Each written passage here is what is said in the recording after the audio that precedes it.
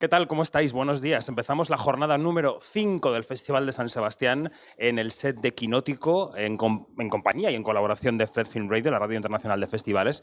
Y hoy nos acompaña Cristi Puyo, director de MMXX o 2020, que concurre en sección oficial por la Concha de Oro. Voy a hacer la entrevista con el señor Puyo en inglés, así que vamos a cambiar de idioma.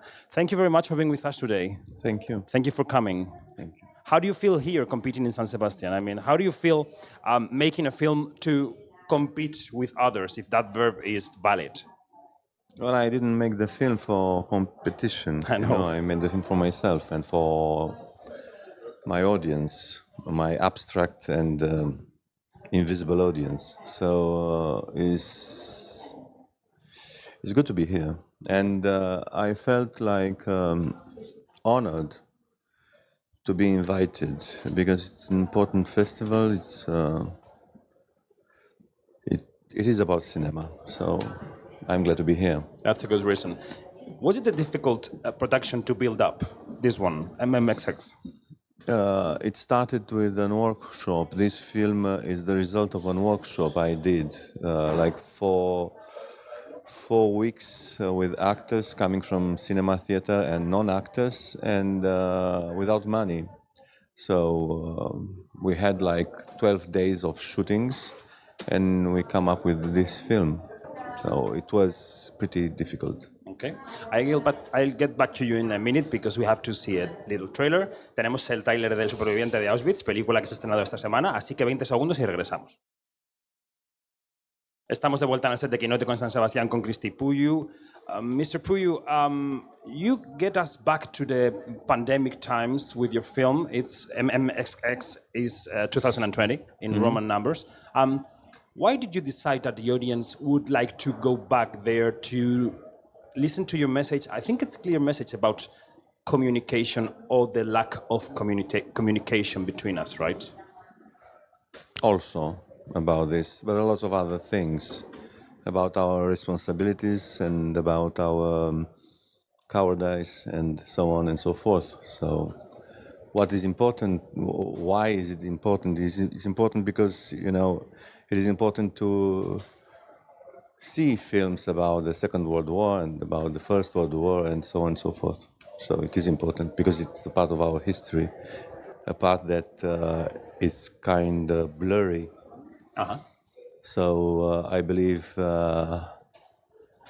this is one of the duties of an artist, to invite people to dialogue, and I hope this film will start up a small, at least, dialogue.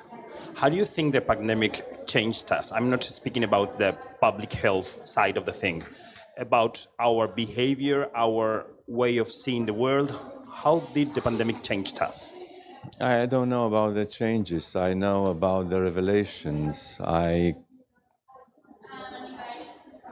For me, it was a very sad and huge surprise to notice that we are not as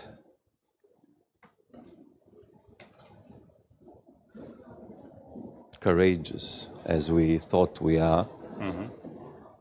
It's more than this. We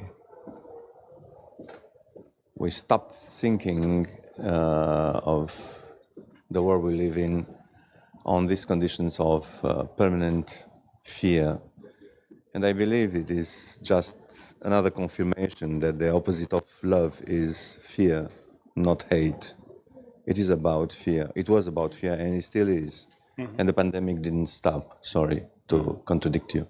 Yeah. No. I love you to contradict me because it's a nice conversation. And the pandemic was key to, I would say, accelerate some changes that were happening to cinema too.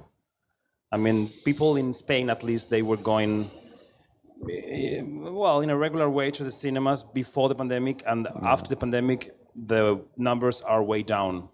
What's happening to us? I mean, where are we going to see the films in 4 or 5 years? I don't think it's important. What is important is to wake up, I believe, and to realize what we are and where we are. I don't think cinema is as important as we tend to believe. For people inside cinema, cinema is important, and for the cinephiles, it is important. But in this world, there are lots of people who are interested in lots of other things, and cinema is just, I don't know, on a second, third, or 10th position on their priority list. See, so I don't think it's important. I think it's important to be aware, to be awake, and to see and to understand and to try to do your best in order to get to be understood and listened to and try to listen the others. And I don't know. I believe that our condition as humans is being related to truth and love. So I believe that all that is opposite to this is very extremely dangerous and will destroy our world and ourselves. And what is opposite to love and truth is fear and fear, I believe. Okay, okay. You were speaking about the audience before, and I wanted to know if you think of the audience when you're writing or shooting a film or even editing it, because you make decisions that can be tough for some members of the audience. I mean, long shots or very reflective shots in an era in which we are always on TikTok, like with very fast and furious videos all the time. I mean, do you consider that your films are somehow a challenge to the audience in a formal way?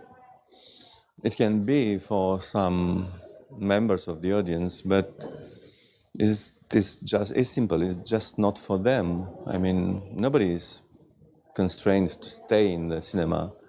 Everybody is free to leave the cinema. But I believe that there are things that requires time, and we are not aware of the fact that we are spending a lot of time doing nothing, really nothing. And I'm not talking about the audience here. I'm talking about myself. And to think that at a certain point you might be able to read a book, this sounds like completely unfamiliar today. It was extremely familiar during my youth, so reading was important. Now reading is not as important as it was, and watching a film with long takes, it didn't come to you as a problem, an issue. It was like, this is the proposition of the author. So if you want to follow this proposition, you watch the film. But if you don't, you can leave the cinema. And I mean, yes, it is not easy, but why it should be. Yeah. Yeah. Speaking about your long shots, I was thinking when I was watching the film, I was thinking about your actors. I don't know if you rehearse a lot, if you spend time rehearsing your dialogues, or if you want them to be fluid and natural and spontaneous. I think In a frame. Yeah. I think all directors are waiting for this kind of spontaneous reactions and being from the actors to be true to themselves. What does this mean? It requires work and preparation and learning your lines and courage, because the question of talent, this is extremely debatable. I believe in courage, not in talent. So courage to be yourself and deliver the lines that you learned before, and to stay in contact with your partner. It's like Michael Caine used to say, I look in the eyes of my partner and I'm telling the truth. So it is all about the truth and love, of course, because So the actors you like are the ones that put their confidence in you and take risks? Not in me, in themselves. Okay. I mean, the director is nothing. I mean, it's a very little somebody there, like a policeman in a crossroads. So the best you can do is to allow them to be themselves. So. Okay. So the last question of the interview is very special to us because it's by Filmin. It's a streaming platform in Spain, very, very, very accurate with their titles and very, very arty. And they want you to tell us if you would like to. A film that changed your life. Well, changing a life, the life of somebody, this is very... I know it's kind of tricky, but It let's is. try. I can say there is this film that changed my view on cinema, and I believe in life as well. It is A Woman Under the Influence of John Cassavetes. Wonderful.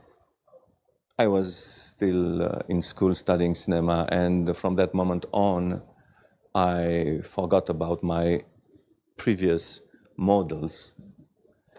And John Cassavetes became my master without him knowing it. A very nice film indeed. Cristi Puiu, thank you very much for being with us today, and Thank you. congratulations on the film. Thank you very much. Thank you. Gracias a todos y a todas. Hemos conversado con Cristi Puiu, director de MMXX en el set de Quinótico en San Sebastián. Seguimos en Quinótico, primera con K y segunda con C. Hasta ahora.